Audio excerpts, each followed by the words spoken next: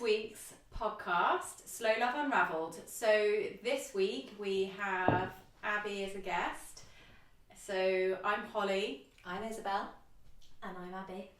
And we thought this week, since I'm in my 40s, Abby is in her 20s and Isabel is in her 30s, we thought we would do a podcast where we go through sort of interesting, what's the word I'm looking for? Just like life in 20s, 30s and 40s. Yeah, how we've gone through our lives and kind of looking back at the different decades, but from 40s, 20s and 30s perspective.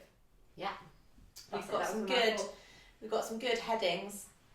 We have, and we'll just divulge into each heading. Yeah. From all of our different perspectives. Let's get cracking. Should we start? So the first heading is life and growth. So this one's about kind of your biggest lessons learned from your point of view as now you're in your 40s, what you kind of, if you could go back in time, if you knew kind of what you knew now in your 20s, would anything change? How your priorities have shifted, any of like your biggest struggles through those years. And is there any such thing as kind of any crisis points that you've met in your 20s, 30s and 40s? Oh, that's a trick. It's not tricky. I mean, this podcast has only got a capped amount of time. So I guess my lessons learnt, as in what would I do differently? Yeah. If I was when I was Abby's age, I definitely was so immature and a bit of a twat. But I had my kids quite young, so I had Oscar when I was 23, maybe, and then Aurora's 2.5 years How old older. are you, Abby? I'm 23. Yeah, so basically you would be new mum. I was an absolute knob, and then I think obviously having kids changed how I saw and dealt with situations, but I think it's really hard to look back on it because I know that that's quite an exceptional thing now to really have children that young, in our, within our sort of network, I guess. So when my kids started school, there was a huge age gap between me and the other mums, and I had to learn to sort of, it was people skills, I guess, but it's, I guess a huge lesson learned is really to be better with money, and to, I don't know how to navigate myself maybe a little bit better within the workplace. I have and had quite a low tolerance for some of the people I work with, or lack of respect, I guess. Sometimes I think you need to earn respect. Anyway, that's probably is the money. Growing up, I should have looked at life a little bit differently. I was quite just a bit of a dick, but having kids made me realise that there was quite a lot of elements of myself I had to change. That is a great answer. I'm sat here like, I don't know what my biggest lesson learned to date is. I think actually, one, I remember my parents saying all the time that I think I tried to be friends with everybody and people please a lot when I was in my teens and 20s, which now I'm really not like that. But I think I was kind of like a peacekeeper. I wanted to be friends with everybody. I tried to cling on to friendships which I knew weren't really good for me. Yeah. And were quite toxic. And I remember my mum being like, God, you changed so much when you were with that person. And boyfriends, actually. I had a couple of boyfriends that I just really wasn't myself with, and I was trying to fit myself into a mould that I just simply didn't belong in. Or just wasn't being truly me. And I remember my parents always saying, you'll leave school, or not necessarily school, but you'll enter your adult life with like a handful of friends, but they'll be good friends, and and then whoever is outside of that, they aren't you'll know the difference between a friend and an acquaintance, basically. Yeah. And now I'm... Do you think that came true? 100%. Oh my God, yeah. What do you think you did then to make that shift, that mindset shift? I think it was just... Because school, that's quite a young age to be that kind of wise with yourself. Yeah, no doubt. So yeah, I think at school I wasn't like that. That was when I was kind of, you know, clinging on to friendships where it was too hard. Like it was like a lot of effort to maintain those friendships, and ultimately now I'm an adult and I think having children again really shifts your mindset into, and I think becoming an adult and ultimately the time you've got for your friends gets less because your work and your kids or... Sure. So I think you just prioritise things differently, and I don't think I've ever got to the point where I've just like axed people out of my life, but I think it's just, you get to the point where you're just like, do you know what, I'm just not doing that anymore. Yeah. I'm just not going to spend the time on that person or with those people, and then all of the energy you've got remaining outside of life for your friends that is so strong. And I mean, all of my friends will tell you now, like, I'm probably one of the worst at messaging back.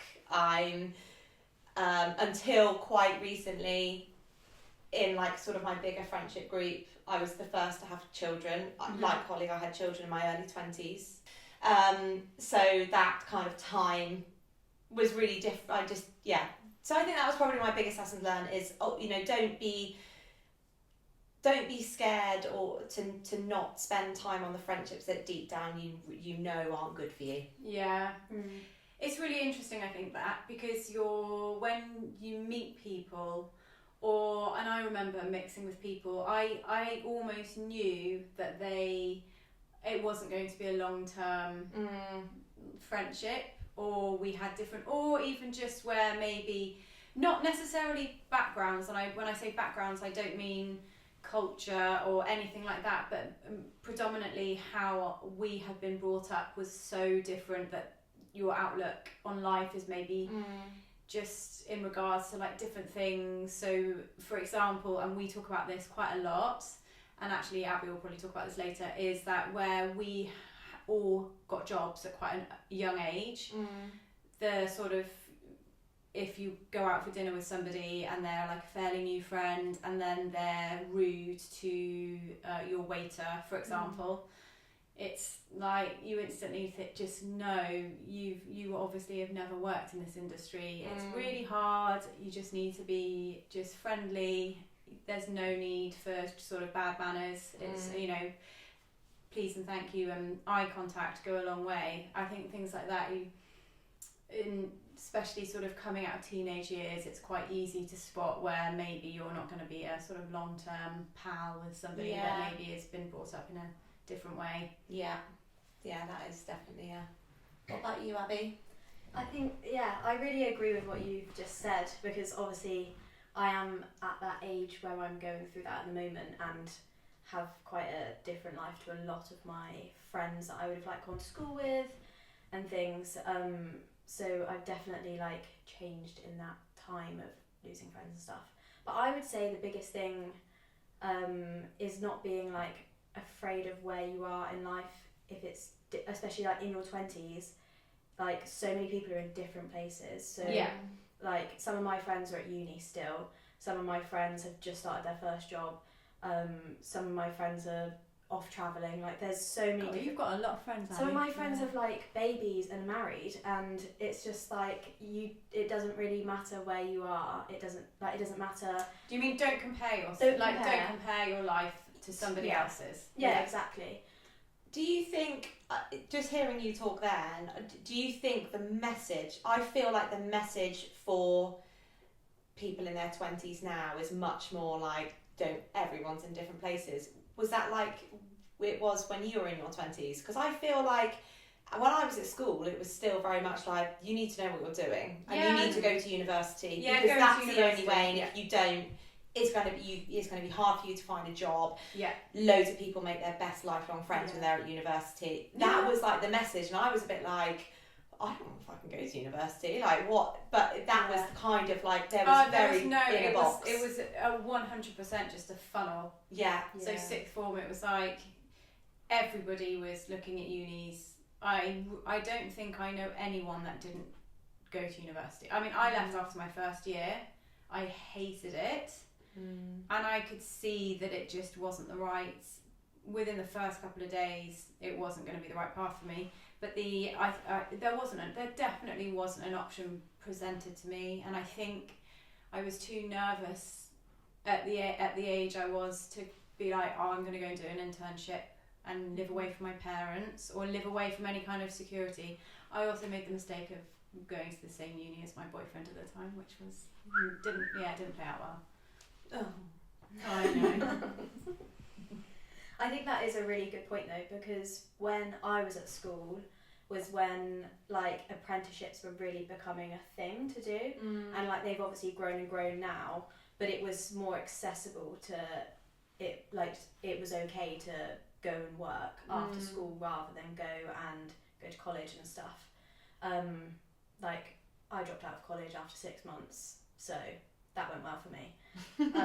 But then I didn't continue any kind of learning. I just went straight into work, and I think it's a lot more like allowed these days. Yeah. Than it was then, and like my parents didn't really care that I wasn't going to college because they didn't either, so they didn't care. They were happy for me to go and work, but I think a lot of other parents might not have been. But it's slowly becoming like an okay thing to do now.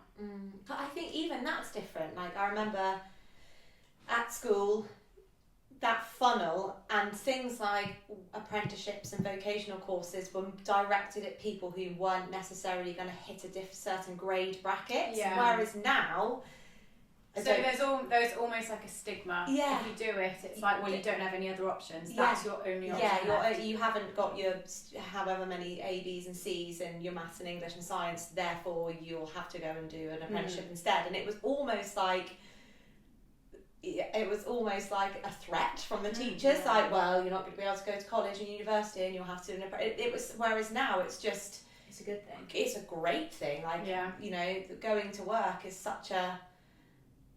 it's such like a positive. There's so many more options now, I think, than there used to be, or it's not like frowned upon. Yeah. And university's so expensive. Yes, that's actually a huge shift, isn't it? It's such a huge shift, and I think people just are cottoning on that going off to do a degree. And I'm going to say this only because it was the kind of DOS one that everybody took when I was going off, was media studies. So I'm sorry if anyone's taken it. I don't mean any offence, it was just my peer group who were applying to do it were like, oh, this is nice because we're going to be able to watch films all day. But now, you know, the idea that maybe you're going to have £400 leaving your bank account every month to repay the debt that you need to take to do university, it's just not worth it. It is crazy because like a lot of my friends now have just left uni or are leaving like their last year or anything. And I think like 1 out of 5 are the only ones that are actually going to go and use their degree.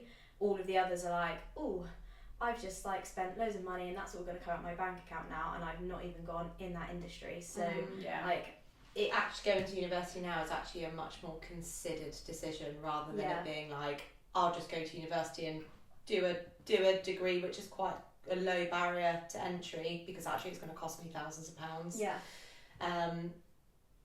That's such a different. So as a sort of lesson learnt in more of a sort of positive, none of us three have got degrees. No. Or any no hard qualifications. no higher education. The only qualification I have is GCSEs.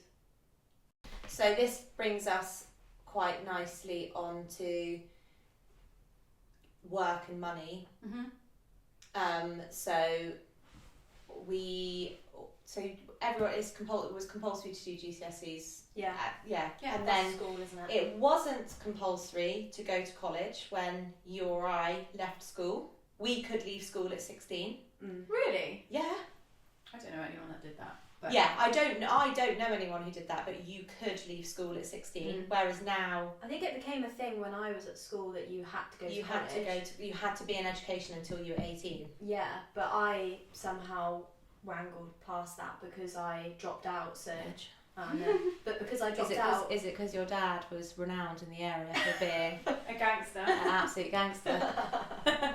No, but I don't know. I actually still don't know to this day how I got past this because What did you go on to do then? Well, I went to Hartbury and I was there for 6 months and then I dropped out. And then I just went and worked, but like nobody stopped you, did they, Abby? Yeah, but like you'd think like everybody's always like, oh, they're like. Do your mum's going to listen to this and be like, oh, I've got a stack of unopened letters. Yeah. On the application that I had when you went. No, like, I guess because I was enrolled, it just kind of slipped through the net. So. I suppose if that was like early days. Oh, yeah, there's a little life hack. Yeah. If you don't want to go into sixth form, just enroll and then don't go. No, don't actually do that. Don't listen to this, Oscar. I did go to college. I went to sixth form because I thought that I couldn't apply myself at college enough because it's much more kind of, you've got to manage yourself, and I thought I don't think I'll be able to do that very well, so I went to a sixth form and absolutely hated it after like the first 2 or 3 months. And I went with one of my other friends, Lily, from school. She fucked off after like 2 months because she also didn't like it. So she went to Hartbury and I was like, I can't just leave because Lily's left. And I stuck it out for like another 4 or 5 months. I then dropped out just before the summer holidays, and which my parents were really okay with. I just said, listen, I've tried this. It's not for me. This is what I want to go on to do. I want to go to college and go. I was doing really academic A levels where actually I just wanted to do much more creative stuff. So I said, this is what I want to do. So I kind of presented them with a plan. So they were really happy for me to drop out. And then I worked full time in a restaurant in Cirencester for the rest of that summer. And then that for me was just like the beginning. I just had that taste of work and like financial autonomy.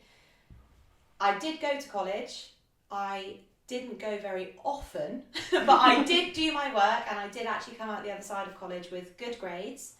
But that was it then. I'd had that six or 7 months of working and earning. I did apply for unis and I did get a place at university, kind of just to scratch an itch, just to have the option if I wanted it, and at the last minute I could go. But then I was like, I just want to work. I had worked before that point, but not full time. I had always had like weekend jobs. I was Saturday girls in shops, and I worked as a waitress on the weekends. But that full time earning at that age, I was like, this is what I want. I just want to work. So yeah, that was I wasn't great with money. I wasn't terrible, but I wasn't amazing. But I loved that working thing. So yeah, that for me was kind of definitely my calling for not carrying on with education. Yeah. I was the same. What did I do when I left? When I left after my first year, I worked where I had racked up debt. I actually worked that year I was at uni. I worked for a shop, but I had just like absolutely obliterated my overdraft, and I worked in a restaurant and at Gap. I worked 2 full-time jobs, so I would go in to Gap at 7. I worked at Gap and would finish at like 4, and then I would go and work in this restaurant from like 5 till midnight. It was brutal. Yeah. So what? This is when you left university, but you worked before then, didn't you? Yeah. I worked. I worked before that, but that was like I didn't then do, because I got a job at like a marketing agency. When I've been doing that for a couple of years. But then that's also because I had met Charlie, so it was like more grown up and wasn't just like out on the piss. Yeah. What was your first ever job? My first job ever other than babysitting. Other than babysitting. My dad's car. Yeah. I worked actually at Anne's Panties. Anne's Pantry, just for those listeners who... Shop. Yeah. It was like a tea room. It's a tea room in I our didn't local work town. there for very long because the manager was like a gross perv. Oh, So I just, didn't like that. no. What was your first ever job, Abby? Mine was working in a pub in my village. Oh, I think I was like 14. And yeah, I absolutely hated it. I remember my parents sent me there on my foot, and I just cried and cried before I got there because I was like, I don't want to go. Because I was so scared of like having to talk to people. It's really nerve-wracking, isn't it? Yeah. But then you loved it, didn't you? I did love it in the end. And I think I actually would say to any parent, send your kid to be a waitress because it's so good for like confidence and knowing how to deal with people as well. I think it it's definitely great. like set me up for my life now. Or any kind of like really hands-on customer service role. Yeah. But actually, Working with the general public. it's a really so my first ever job, I was a Saturday girl at a shop in Cirencester. Which shop? Moonstruck. Really? When it was on Silver Street here. Because I was going out with, so it's owned by a lady called Sue, and I was going out with her stepson at the time. So I worked at Moonstruck. We just covered, we did a summer, like a long summer holiday cover for her. And so I kind of did retail before hospitality, which is actually, I feel is actually quite unusual because I think it's easier to get a job at a younger age in hospitality than it is in retail. But from like a customer service, like they're both hard in their own ways, but I think waitressing, hospitality is grueling. Yeah. Is so Whereas time goes fast. but you're busy all the time. Whereas if anybody's worked in a shop in retail, especially when you're young and you just want to have fun, the days are long because it's fucking boring sometimes where like no one comes in or you're just like folding clothes for hours. Yeah. And not clothes like nice slow love clothes. You're doing high street clothes that the customer doesn't really care about. They're just lobbing stuff everywhere.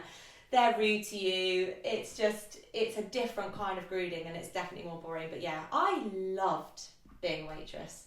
I loved it so much. Do you think we should start our own bar? Yeah. No, we won't do that. We just We get love pissed the all the two of time. us. Yeah. I've always wanted to open like a bar. I feel like that's a smoothie, but an alcohol bar. Just like a bar, restaurant, cafe, something. Because obviously I worked in hospitality for quite a long time, so I always wanted to do that. It's really funny, because so many people say that, and I remember when my husband used to own a pub, and I worked in that pub for a long time, and so many people used to say, I'd love to do this. I'd love to own a pub, because it's one of those things where everybody just thinks it's on the face of it is such a simple thing, but there's so many moving parts.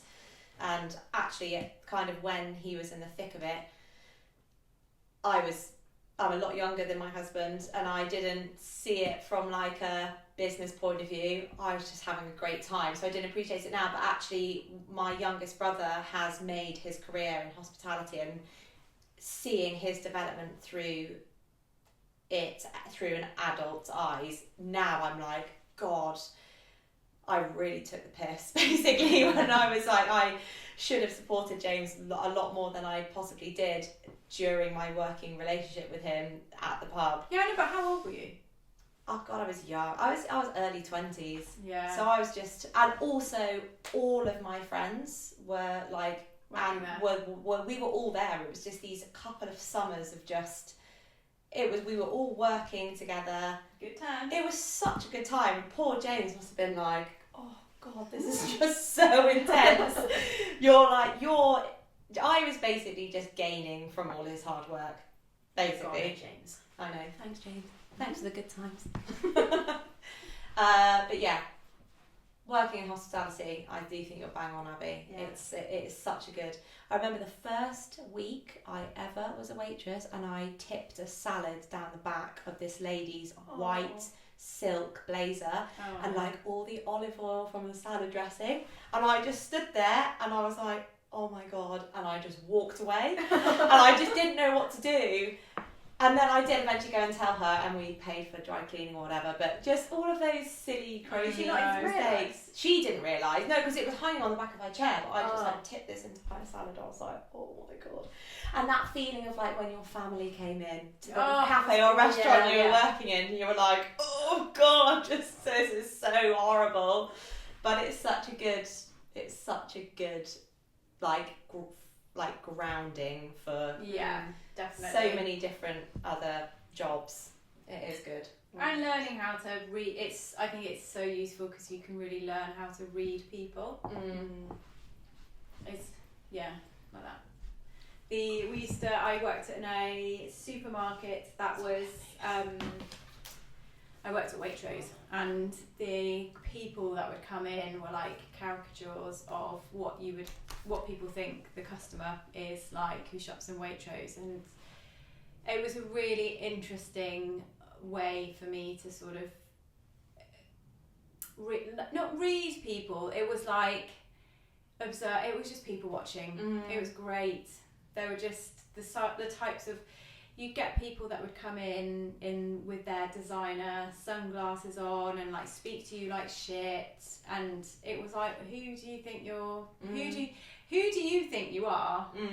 And then people who were trying to look like the typical Waitrose shopper, and then people who were just really lovely who didn't have anything to prove. It was like, oh. You can see the difference of that insecurity of needing to prove yourself in front of what you think is this sort of elite crowd. I mean, we're just talking about Waitrose here, so it's like do you know what I mean? Yeah. It's that. I think everybody understands. Everybody in the UK, if we've got any international listeners to the podcast, Waitrose is a supermarket in the UK, which is like notoriously the highest priced and kind of elitist supermarket, and it does attract a very certain clientele. Not everybody, but there is that kind of stigma with if you shop in Waitrose, it's just a bit posh, isn't it? Waitrose supermarkets is actually, I never worked in a supermarket, not because I didn't want to, I just always worked in hospitality and then went into kind of working in shops, but I feel like a supermarket is a hybrid of hospitality and I was just going to say, shop. It's working at Gap, for instance, was so much more boring than working in a supermarket because it's busy all the time. Like, there's always something happening, you're always there, it's non-stop, it's not like you're boring you, Abby. We're fucking boring you, Abby. Abby's like, I'd just rather be producing this, sat on the other side, listening to these two just fucking chatter on. Sorry. So with work, when you first started earning, what did you do with your money? So we were living at home, all of us living at home when we first started work. Did you just say just went to Topshop? Yeah. And then I'm there telling my 14-year-old daughter off for spending her pocket money the moment it hits her Go Henry card, and I was exactly the same. Yeah. Luckily, she doesn't listen to our podcast, so she can't throw it back in my face when I tell her off for spending all her pocket money again on Friday as soon as it goes in. But as soon as it went in, I was straight to Topshop. Went in, went out. Were you like that, Abby? No. This is why Abby bought her own house at her age. Yeah. So when I was 14 and I worked in the pub, so I worked there from like 14 to. And was it cash in hand, I assume? No, it was through a bank. Yeah. Oh, I thought it was like age 14. Yeah, I worked there from like 14 to 16. Go on then, Abby. It was like £4.25, £4.20 an hour. I got. £4.20 an hour. I love that you can remember that. Yeah, that is absolutely brilliant. And then, so I actually didn't have like a current account then. So my dad basically, I had a savings account that was like a child saving account or something. Halifax savings account. That my dad set. I was now with. That my dad set up, and he basically set up the payments to go into that account. So I actually never got any of that money for 2 years. Go on, Abby. So when I was 17 and I came to needing to drive, I had all the money there ready to. Were you not ever like, I want a new top? Yeah, but I think because I was so into the horses. I was just about to say, younger, all of you were horsey, my life was just, I never really went like weekend shopping with my friends, or like Okay, that's literally all I did every weekend. Like, I never did that. I just was riding my horse. Then after that, when I left, when I dropped out of college, I went and worked in a restaurant. That was all like my money, and I had access to that. But I just saved loads. I didn't ever, because I think I didn't have that taste of like buying. I have that taste now because of these two, but I didn't have that like taste of like going shopping and getting new clothes. I didn't really care about what I wore, so I didn't really have much to spend on. So I would just grafter, put it in my savings account and like fuel for my car, bit of food. Mine was a bit of both. I didn't save, but as soon as we started earning, my parents, at the time I didn't feel like this, but now I'm really grateful for the lesson. My parents made us pay for stuff. So I paid I paid from my own phone bill, basically from when I first ever started working. And then when I got my first full out, so once I finished work and I got my first kind of full-time job, I was assistant manager for a shop in Cheltenham. I then started paying rent. So I was on like, I think it was like 16 or 17,000 pounds a year, and just under 50% of my pay packet I paid straight to my parents for rent. So we lived in I've got three other siblings, so it was we were a busy household and it was just a really good lesson. And at that time, technically, I could have left home. I was 18 or 19. Mum was like, you could leave home, and rent as a single person is over double what you would be. So if you want to continue to live at home and you're earning and you're working full time, ultimately this is what it costs for you. Obviously it was less than what it actually cost. I remember at the time being like, oh God, like, why did you have kids? But that classic like teenage, all I want to do is spank my money. But it was such a good lesson because I've never really, it gave me a really good relationship with money. And don't get me wrong, when I was 18, I did take out a Topshop card and I maxed it out, and then I paid the minimum amount off of it for like 18 months. And it wasn't until I met James. So I had that card, I just ticked that card. Did James pay it off? I got so drunk one night and I was like, I just need to let you know that I've got like £1,000 debt on a Topshop card, which I've had for like 2 years. I've been paying £5 or £6 a month off. And he was like, oh God. But that was the only debt I had. So I was like, and actually that's the only real unmanaged debt I've ever had in my life.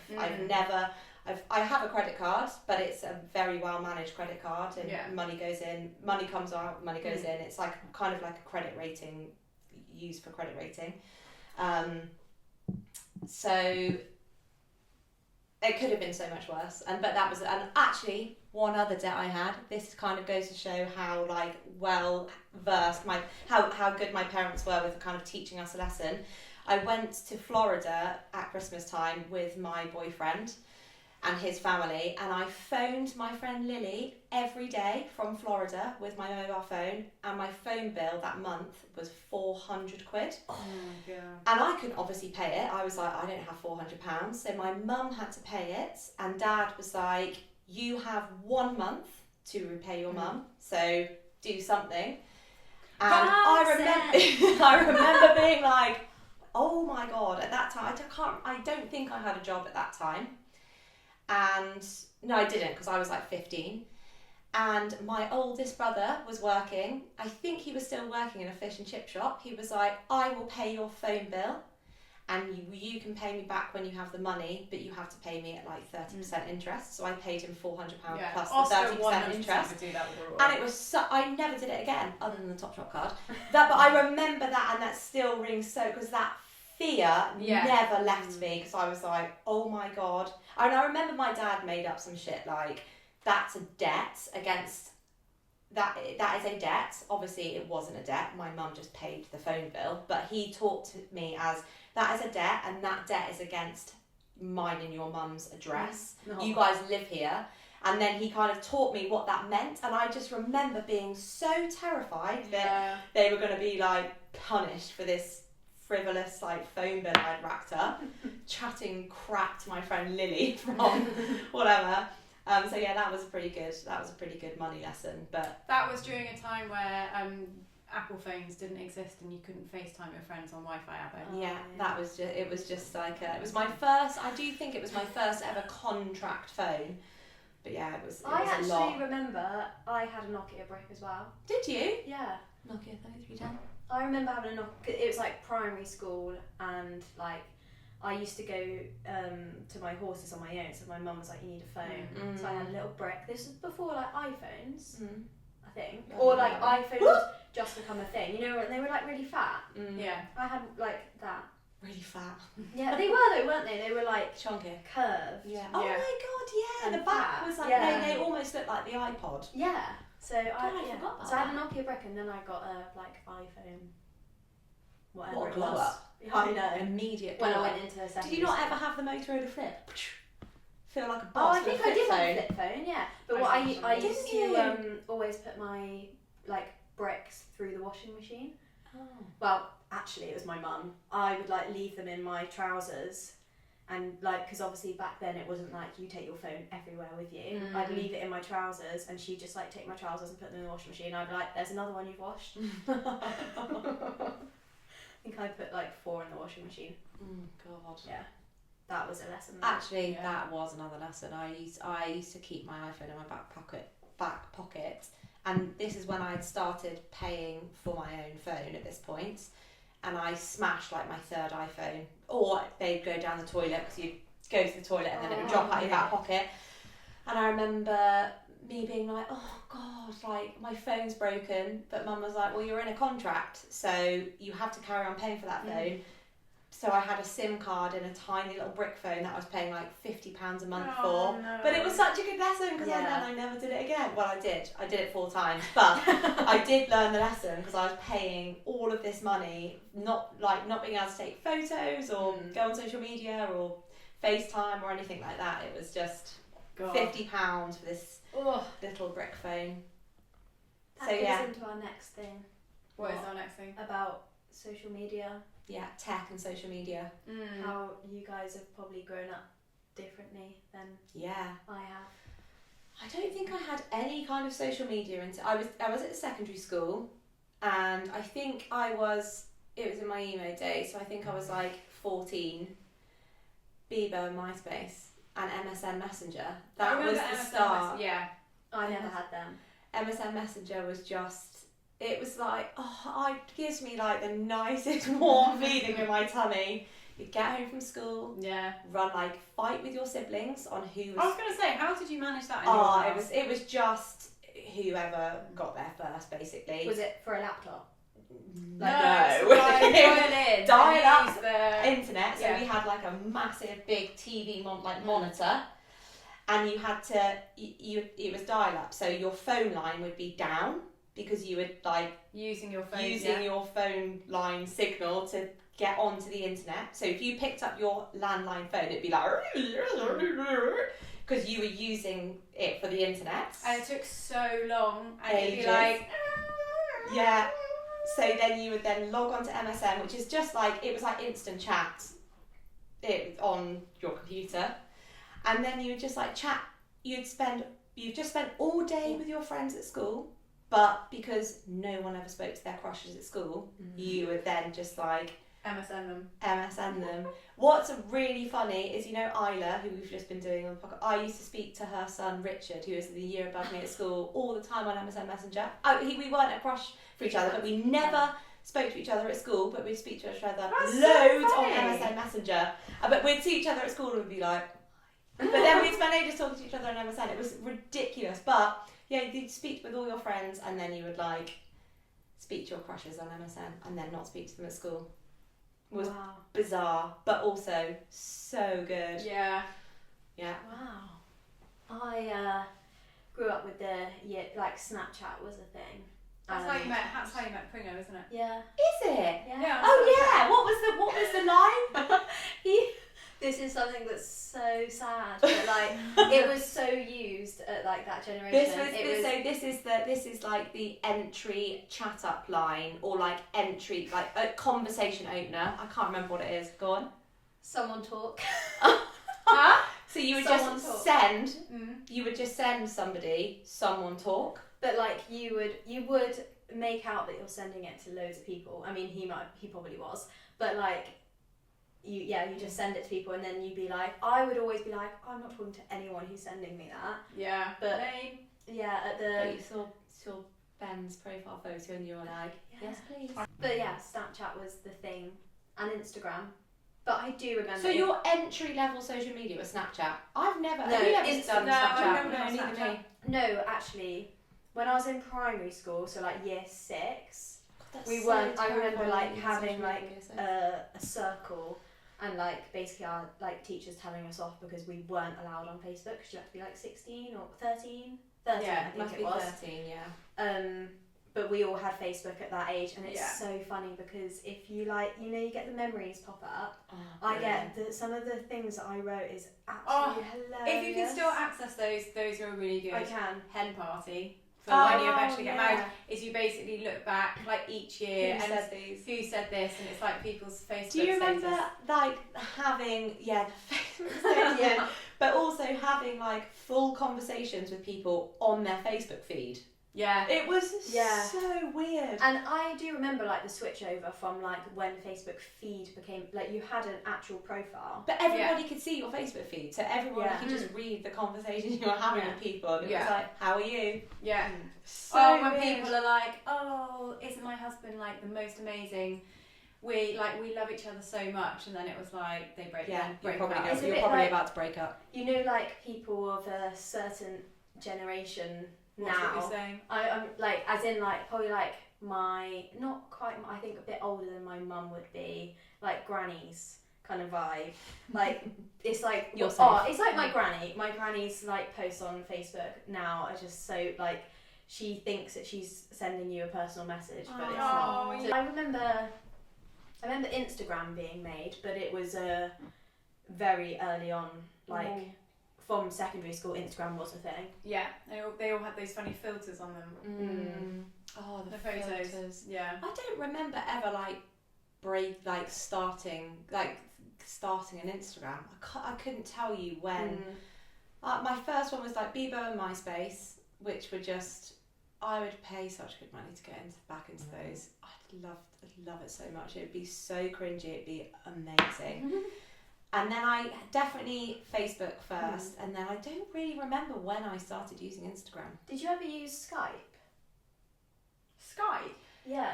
No. Skype was like, I think it was like the next thing on from MSN Messenger. It was like the first video calling. Yeah. It was like the I next think thing on from I video used that. calling.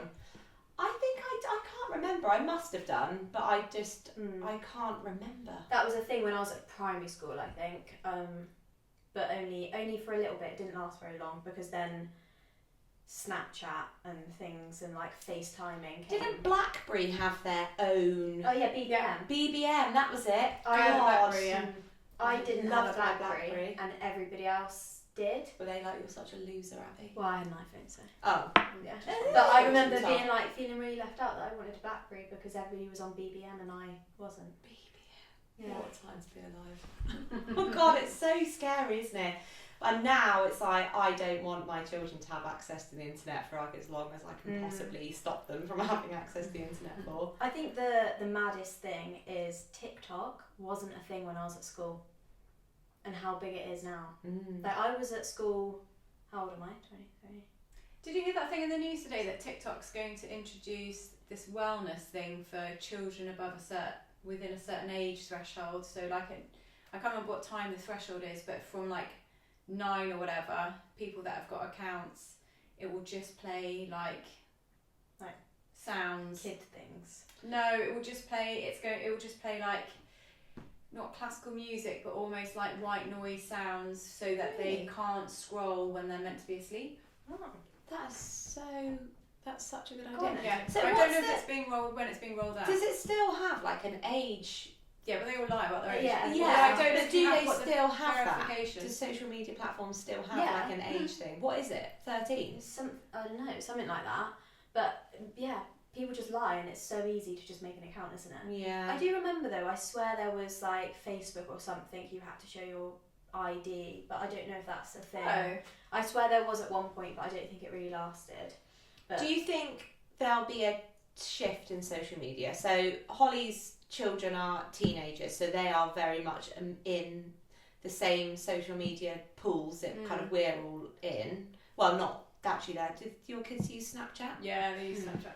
Whereas my kids are 3 and 5, and I'll be so interested to see what the take up on things like social media is. Profile picture will be. I just feel like it will be, there'll be so many more parameters coming in. I think Like it will change. it will be like, oh, it's illegal to have social media until you're X years old because of like, you know, online bullying or so. Not illegal, but do you think that will like come into play? drinking?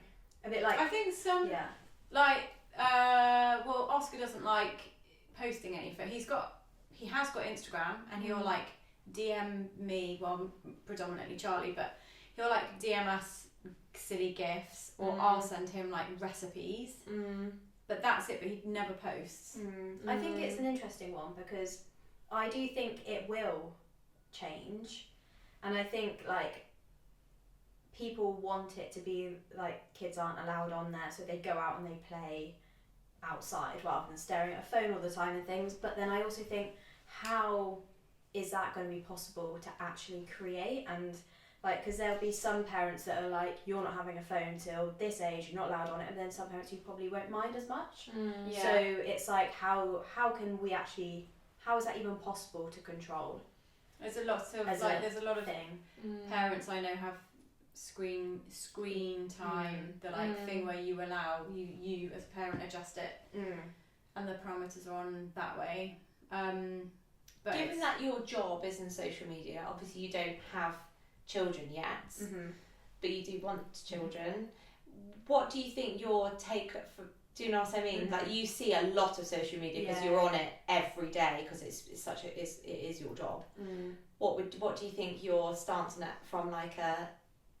Yeah, I know what you mean. From like a parental thing would be. I never had any like, you can't do this, you can't do that. I had my phone all through secondary school. I had a phone. I had social media. A phone that you could access social media on? Yeah. I had an iPhone, social media, iPads, or like you can watch. Like I never had it taken away from me. There wasn't a screen time thing, and I am fine because of that.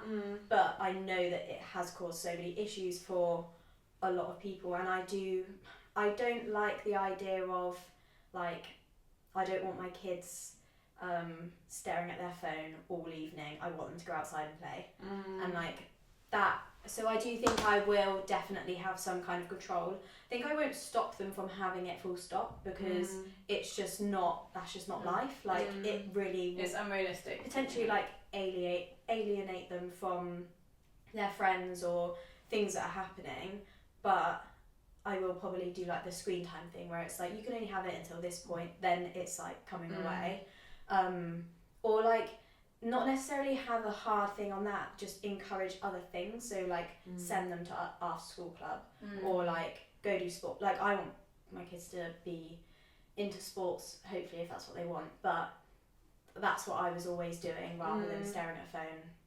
Yeah. So yeah, maybe encourage more outside play. Yeah.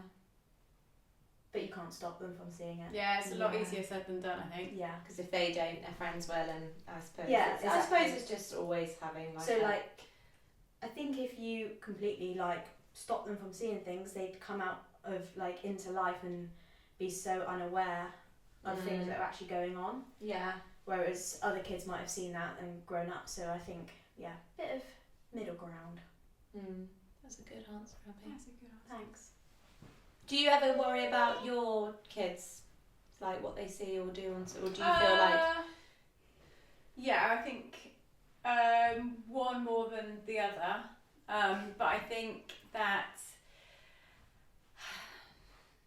it's like anything, I guess. So it's about having the I mean, this sounds really preachy. I think it is a lot harder said than done. Neither of my two are sporty. Oscar's got a real interest in food, so at home he'll do a lot of cooking and things. But I think it's just having that communication, or sort of harbouring a home life and instilling confidence into them so that they never, it's obviously the worst fear is that they get groomed or see something horrendous. And I think it's that having that confidence that they don't look for any attention that way or get suckered into it. So it's not as simple as just limiting screen time and stopping them from seeing that stuff. I think it's so much of a much bigger picture. Yeah, I agree. That's a great answer.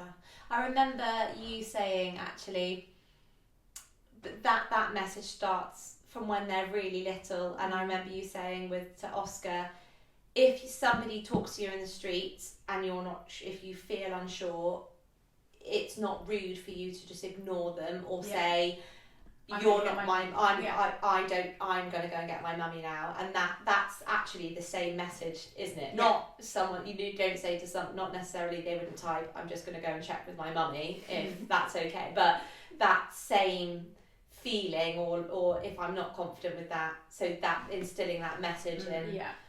That is nice. I feel like I'm so far away from that with my two littlies. We kind of touched on the subject of money when we were talking about working, but actually kind of being bad with money. When did like money literacy and kind of better financial management kind of enter? By the sounds of it, you started off pretty well. Yeah. I mean, Abby's just bought her own house at the age of 23, so... And you're investing, aren't you? And you're all, So you have short-term savings, investment, and paying into a pension. Yeah. So like short-term savings for like day-to-day if you need it. Long, like the investment, which is like, I also kind of choose, that's the money that I choose to forget about. That is long-term really, because it's like you invest now and then it grows. And then pension, which is obviously money you never really see. So until you're pensioner. I mean, I'm doing all of this now, but I definitely wasn't doing that in my 20s. Yeah. So, which is amazing. Yeah, the earlier you do it, obviously, the better for your later life. Yeah. So isn't I do think there is, again, with social media, is actually probably one of the biggest reasons why this is happening. But I do think that education is far more accessible to people who are younger. Like, none of this was taught to us at school unless you went on to possibly do like economics or something. But I don't know. Does Oscar learn about investing and stuff? To be honest, I don't know how much of it he's covered yet. Yeah. I would say like we only learned to do this because of TikTok and social media. Like we weren't told to go and do this. Also, if you think about the types of people, so from an age perspective, like Grace Beverley's podcast, she has lots of money management people, and actually quite a lot of them are younger women. I can't remember her name. She's the girl from New Zealand. Hers was great, but she's really young, and her net worth is millions now because she started investing from such a young age. So I do think the education is there. Available. It's definitely. It's even like it's the same thing with me doing what I do for work. Like I didn't get taught how to do it at school. I taught myself how to do it through social media. So it's the same with like loads of businesses, or even like you've taken so much from starting a business, like podcast, YouTube videos. There's so much out there now compared to what there would have been when you were my age. Or you were my age, so I think anything. If even though you're 8, 9, 10 years older than me, I think that if we wanted to learn about investing, it was being told to us by an old man or an older woman, and it wasn't. Whereas when you're on social media, you've got like people who look and sound like you telling you how to do it, and actually it is really simple. It's cooler to do that. It's like, oh, I'm like them, whereas I'm like, you're a stuffy older person in a grey suit, that doesn't really fit you very well, telling me to pay into a pension and not really telling me why, and that doesn't sound cool, and I just want to spend my money now. So I feel like that's a definite. I wish I started earlier, and I think that my kids will, have a much better kind of understanding of it, because the message will be like, I wish I started this way. My parents always encouraged saving, but even they didn't invest. They didn't do any. My dad has always been amazing at paying into a pension, and when I first started working, I remember him so clearly saying, 10% of your pay packet, just try and put it aside and forget about it. And, and at that time it might be like £10 or something, or £12, or when I first started working full time. But that lesson was there. I didn't do it, and now I'm in hindsight, I wish I did start younger. But I think that's a good point though as well. Is it just like, it doesn't mean if you're earning a certain amount of money, if you're my age and you're just starting out, whether you don't have to be putting £1,000 away a month, that kind of thing. Like £10 is enough. Yeah. Like I always say to like some of my friends or something, just put like 30 quid away a week. It's almost something. In those early days, it's almost just instilling the habit first. Yeah. And when the habit's there, and then when you can see that pot grow, it's like, oh, actually, I might do 50 instead of 30, and then that 50 becomes, Yeah. Exactly. So like, I don't put loads and loads away. I put like just that I can kind of manage.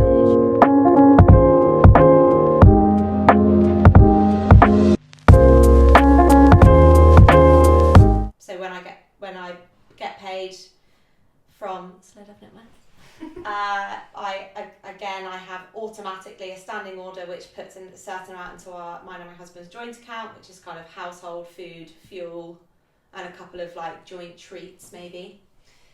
Treats for you. Yeah, James will be like, there's no treats. This is his treat. Yeah, I'm James, that's a little snack. And then I have a direct debit that goes into Vanguard. I just have the S&P 500 investment fund. I also have a direct debit which goes into the S&P 500 fund set up for both of my children, and something that goes automatically into a war chest savings account, and then anything that's left in my current account is my like fun money. Yeah. Yeah. That's what I do. Yeah. Oh. And it does, actually, this is something I definitely learned from a Grace Beverley podcast, is automating all of those things. Yeah.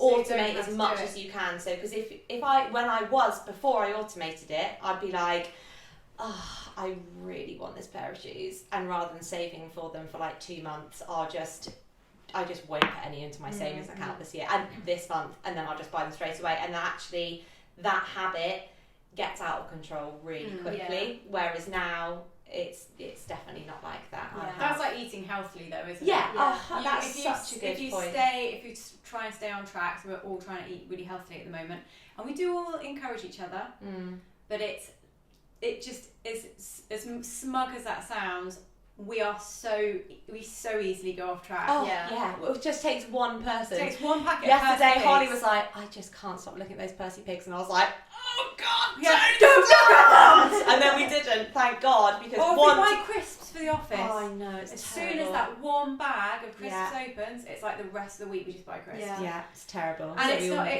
it's so easy to let that slip away. Yeah. It's like when you're at home and you do your food shop. If you've got food in the chocolate in the cupboard, you're just going to eat the chocolate. But if it's not there, you're not going to eat it. Yeah. So it's like the same thing with money. Yeah. If it's not there, you're not going to use it. You can't see it. Yeah.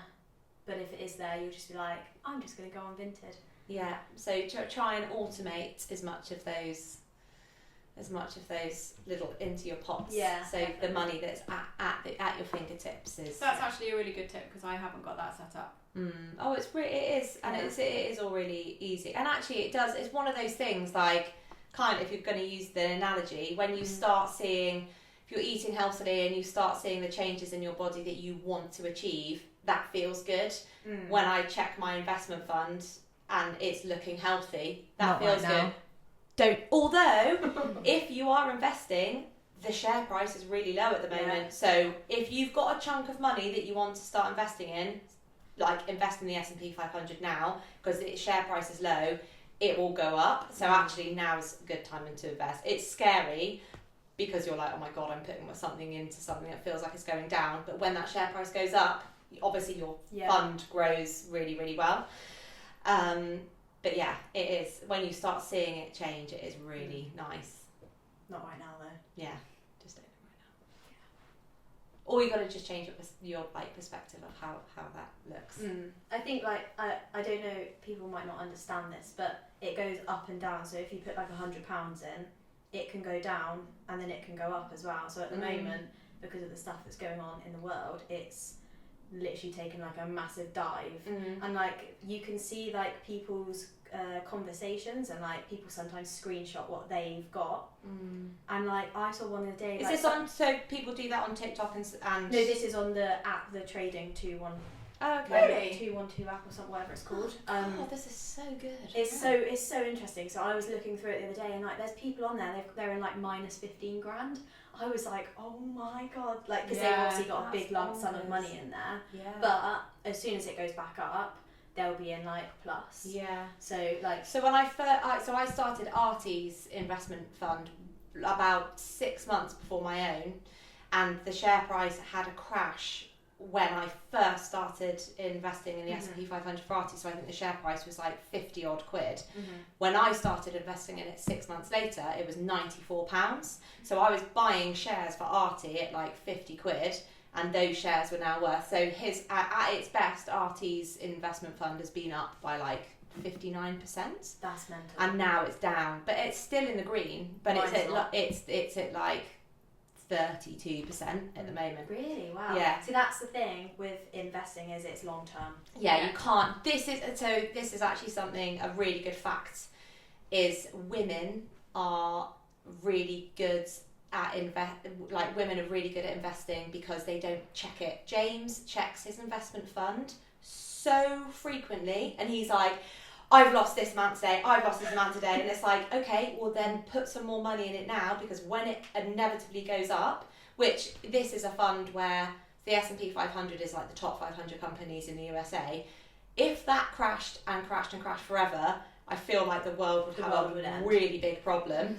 So it's like, don't look at it every day, think about it long term. You need to like, this is money, you know, Arties and Elodies, it's like they can't touch this until they're 18. So it's like you need to think like this is like a 15 to 20 year fund plan. And on average, the S&P 500 goes up by 14% year on year. So, and then that interest you earn in that year is compounded year on year, which is why your investment, it's not just like paying into a bank account, your interest earns interest. So when the share price drops, that's why it's such a good time to actually invest in funds like it's got a high-ish risk, but it's not like, okay, actually it's like the fund has died. Sorry, I feel like I'm really waffling on this point. We've had enough of this now. Hey? We've had enough of this now. But yeah. I think that was a really good.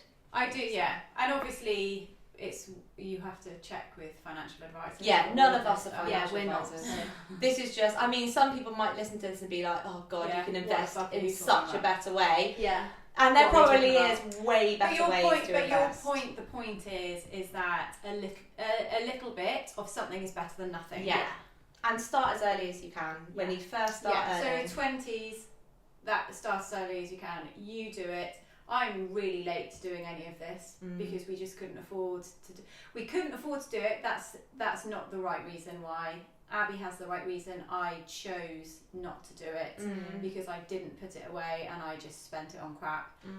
That's the God honest truth. So the lesson learned is start early.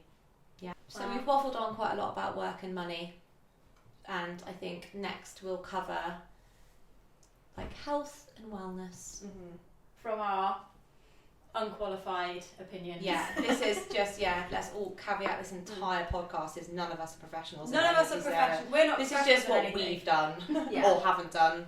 So please don't cancel us.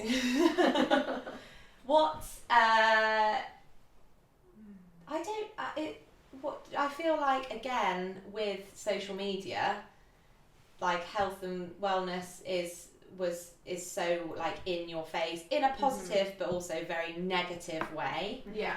I agree. Yeah. 100%. When you were 20, what were you doing?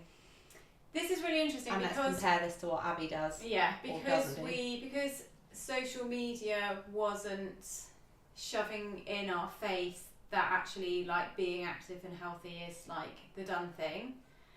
I used to feel so self-conscious. I started running. I've never been sporty, never been competitive with sport, never into fitness. So I've always been healthy really in what I've eaten, apart from like the odd bag of Haribo. But I've never been like gluttonous. So I've never been in any need to suddenly do. But I've never done anything. And it wasn't until I got to my very early 20s, before I had the kids, that I started running. And I think it was like, I felt so self-conscious running because, first of all, no Sweaty Betties or Lululemons or Tala anywhere. It just wasn't a thing. So what you ran in, it was like I wore like a pair of like my mum's cycling shorts that I don't even know where she got them from. And like a vest top, and like even things like sports bras for me was so hard to find. And I remember running just feeling so self-conscious because you'd never see people out running, and everyone would look because you never saw people out running in the UK. Like it just really wasn't a thing. Maybe probably more so in cities, but there it was just where we were. It was like no one ever went out running. So, but I started to notice how running would help me feel less like irritable. So it was more like for your mind rather than for your like physique. Yeah, 100%. Actually, this is quite a funny story. When I first started working for Holly, and it didn't take me long to cotton on to that she exercised every single morning before coming to work. I don't tell you about it. Yeah, it's not her entire personality, but she does it, and she was like, basically, it allows me to just tolerate the human race. And I remember being like, that is such a great honest answer. She was like, if I don't exercise, I just basically hate talking to people because everything that comes out of anyone's mouth just gets on my nerves. Yeah. And I was like, legend. Like that is such a great honest way to approach exercise. But I actually think that you did change my perception of exercise massively for that reason. Just that it wasn't about the way you looked, it was about the way that you felt. And that was a big, I remember being like, I want to do that more, because until a year ago, exercise for me was 100% the way I looked and felt, but not from in my head, felt in my body. Not that I've ever been body conscious, but that shift totally changed exercise for me. Also, I think especially when I started here and I was going to the gym every day, it was like I would get up. I was basically having to felt like I was having to sort of like wrangle my nervous energy, because I was shitting myself so much on a daily basis. Not just in the same way, I mean, I obviously shit myself on a daily basis now in one way or another here, but it was like, it wasn't just the shitting myself on sort of the like logistical side or the financial side, it was just the like perception, and also like the you know, everything that went in, the like frustration I felt trying to start the brand and stuff like that. So it was like all of that was being managed, and that energy was being let out by just doing so much exercise. But I think I started to go to the gym like routinely for the first time when I had Oscar, not because I wanted to lose any baby weight. It was because the creche at the gym was so cheap. They had a bouncy castle there for 2 hours. He fucking loved it. So it would literally be like £2.60. I would put him in the creche for 2 hours and would just go to the gym. So I would pick up a worn out toddler who'd had a great time, and I'd been at the gym, and that's what I did for like until I had Aurora. Yeah. But but it would be so different. And then because when I met you, you were like going to Pure Gym at like 6 a.m. every day. Yeah. Ugh, that was gross. So in 6 your in the so morning. sorry, I feel like once again I railroaded the conversation. In your 20s, you would do a little bit of running, but it was just more because you knew from that age that it was good for your mind. Yeah. And did you ever stop? Was it like that's it from your 20s? You've always done I this? always started. I ran until I was like 7 months pregnant with Oscar. God, I know, and then I had got an injury, and I then was swimming every day. But then when I was then like penciled into those times where I could put him in the crash. So that kind of dictated it. I would still run, and then same with Aurora. So I just would like go really early and do a spin class, and then all run. And it was always just for like to feel not like I'd feel like a caged animal if I didn't do it. So that's when. And then I guess like now we do Pilates and bar if we can ever get on the class. And then I've got the walking pad because running a lot I just feel like I feel like it's wearing on my hips. And then the cross trainer when it decides to work. So, but I still have to do stuff. Yeah. You are so good. It makes me feel great otherwise. Yeah, I get you. You were horsey, weren't you? So that was like... Yeah, like I've always been into, even like without the horses, when I was at school, I do all the sports. So I've always been a very sporty person. So naturally from school, then horses, that then went into... Did you start going to the gym when you started going out with Pringo, or was it before that? Well, I think because I had the horses until I was about 19, I think. So I started dabbling in the gym when I was probably like 17, pretty much because I had time and because it was when I'd like left college and I was working, so I had the horses and I had free time, so I could. And I think at that age you just wanted to have a big bum, so you wanted to go to the gym. Yeah, it was like that kind of generation. I mean, I guess I think still like it now, but so yeah, I'd go a bit then, and then I stopped. And then, but yeah, like ever since the horses have gone and I don't ride anymore, I've always exercised, whether it's the gym, running, now Pilates. But yeah, I can't really go a week without exercise. That would be weird. I was the opposite to these two in my 20s. I've never been sporty, but I enjoyed sports. So I always was happy to like get involved in PE at school. But that was 100% from like a weird competitiveness, even though I was pretty shit. Like I wasn't on any of the sports teams, but I just had like a weird competitive nature in me that just wanted to get involved. But I did horse ride. The longest sport I did for the time was horse riding, but I never had my own horses, so I never did it like intensely. But so I've always loved, come rain or shine, I've always loved walking, and I used to walk with my dad a lot from a really young age. Like every weekend we'd go on like a really long walk, which is like one of my favourite like childhood memories ever. And we've always had dogs as a family, which we had to walk. But from like then I was just like an absolute like either all or nothing with exercise. I was either running every day, but for like 3 weeks, and then I'd stop and like just really hot on it, or I was doing absolutely nothing.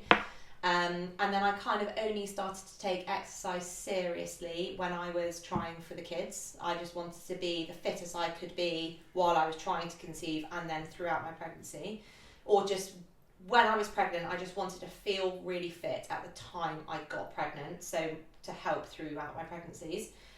And then it actually hasn't really been until the last year. I started running a year ago, just because Holly, actually, genuinely, I was like, if she can get up every day and do it, I can. And my husband is also really, thinks exercise is really important, again, from like, not just the way you look, but it's all about just doing the best you can for your body, like the way your body works and the way your mind works. So I've only really taken exercise seriously, I'd say, in the last year, and now I cannot imagine my life without doing regular exercise, because I feel totally different. I think it's made me a better mum, it's made me a better friend, it's made me way more focused at work. Not that I wasn't focused before. you like literally are bubbling with energy, like fizzing up with energy 24/7. I've never met anyone who had that much energy but you didn't do any exercise. And I was like, where does this like there's so much energy all the time, like there must be some sort of other outlet that where you can to like hone. I got it out via talking. I don't know, I just I do think the shift between doing exercise the way I looked to the way I felt was the biggest thing. And actually, I think I probably still have the same amount of energy, but it's just channeled way better. And also I worry No, less. I think you've got, I think you, yes. I worry so really, much less. I've actually really noticed that with you. I didn't want to say that. But where you would be, maybe things that were blown out of proportion a little bit more than they needed to be. Yeah. You don't do that anywhere near as much.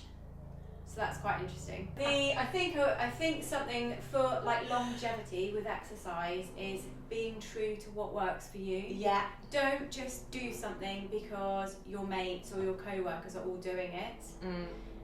Because you're never going to stick to it. Yeah. Like, you know, when I said about Pilates, you know, I'd quite like to have a private Pilates classes with Jen. She's got a machine at her house, and I'm like, but I know unless I do it at like 7 in the morning, I'm never going to do it on the weekends because I don't want to waste that time that I have with my family. I don't want to do it after work because I don't have the energy. Holly's literally no use to anyone past like 6 o'clock. So, and I don't want to do it really at lunchtime because I don't want it to break up my work day. So I know that I can't, there's just no point in me committing to it because I won't stick to it. I know doing something early morning is what I will always be able to do, and I know that I can be consistent. Any of the other stuff, there's just no point. I'm not going to agree to doing something where I can't be consistent because I don't need to prove that to anyone. Hey, yay. I remember you being like, do you want to do PT sessions with me at 8 in the morning? I was like, absolutely not. No, I don't. I'm sure it will change when my children are a bit older, but right now, but that's no why. way. But that is my point. Is that you know you, and you know what works for you, and you're not going to like adhere to it because you don't want to like miss out on doing exercise with me. You're just sticking. I would to love to exercise with you though. I think that's such a big point though, because at the moment on social media, it's like the done thing is get up really early, have a cold shower, go to the gym at like 5 a.m, eat really well, blah blah blah. It like that isn't the only way of being healthy and exercising. It can be in the morning, it can be in the evening, it can be midday, it can just be whenever works for you. Also, like we've just spoken about the money thing, when I was ever doing exercise, it was like, I'm going to start running, and if I can't run a 10k, I'm not interested. Like, I'm rubbish, I can't running. If I go to the gym and I don't know how to do a really perfect, like, Olympic lift, I'm rubbish at going to the gym, so I'm not going to do it. Like, when I really started to, like... So, the reason why I had to start taking it quite seriously is I basically got a space at the London Marathon, and I didn't think I was going to. And when I got the space, I was like, if I don't tell and actually the girls that work with the first, outside of my husband, the girls that work with the first people I told, because I was like, if I don't tell anybody, I won't do it. Because I'll just be like, oh, it's fine. If the second running starts hurting, I just won't do it. So I was like, I'm going to have to tell somebody and start like fundraising straight away to make me do it. And then I basically put all of my pride to one side, and I started really, really small. And the biggest thing was just consistency. I was like, I have to go out, and I started running, like, wasn't even running. I was running for 30 seconds and walking for 90 seconds, and I did that for like 6 weeks, but I did it 4 times a week. And that consistency was like the biggest thing. And because I've now kept that consistency up for a year, now I've got to the point where I just cannot imagine my life now without doing exercise. It is so mental though, because as well, I think the thing about exercise is also the feeling of like achieving something. Yeah, so like, nice. I have been running with Isabel in her training, and I remember like thinking back to your very first 10k. Yeah. You were telling everyone there was like I this was like, guy oh, running. oh yeah, we were stopped, didn't we? Yeah, we'd like just finished, and there was people around us. She was like, "I've just ran 10k," and then like that was hard, and you've kept the consistency up, and now you can run. What was it? 31 kilometers. I did 31k at the weekend. Piece of piss. I mean, calm down, Abby. It wasn't. You were though. I mean, I felt great, but yeah, I couldn't have done that without consistency. Well done, Mid. Yeah, well done. We're all very proud of you. Yeah, so she's running the London Marathon in a couple of weeks, and we're all going to be there. I know. I've got such an epic support crowd. Yeah, you've got a good entourage. I have a harem. James I is have. gonna James is going to love it. All of these bitches around him cheering on his smoking hot wife. I'm also going to link Isabel's fundraising page in the bottom of this podcast. So Sling a fiver in there. Yeah. I'm running for the Samaritans, legendary charity. yeah.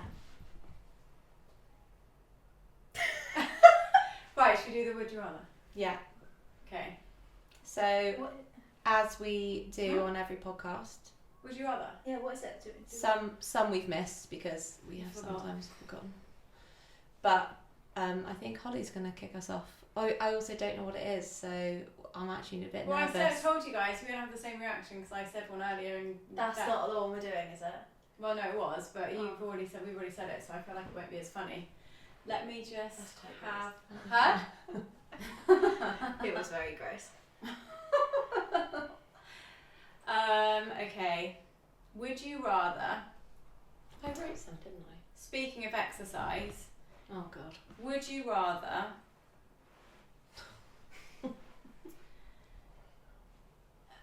smell Oh. your brother's pants after he's been for a long run, or would you rather let your dad give you a naked massage after a run?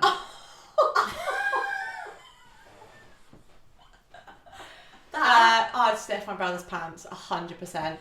I would eat my brother's sweaty pants rather than let my dad Yeah, give me a just- naked massage. They're just sweaty. They're not like obviously soiled, but Yeah. you can smell. You can smell that there's been a lot of sweat and cheese in those pants. I mean, my brother doesn't run, so I would probably smell it After a long, hard day at work. That is minging. Yeah, it's pants. Yeah, pants, I'd say. My dad and naked in the same sentence is a definite absolute no from anyone. I agree. You'd smell Adam's pants, wouldn't you? Oh, Adam or Grace? Whose would be stinkier? Probably Grace's. Sorry, Grace.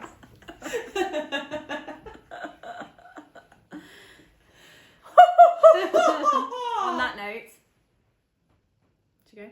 Let's go. Goodbye. Thank you for listening. Thanks for listening. Thank you. Goodbye.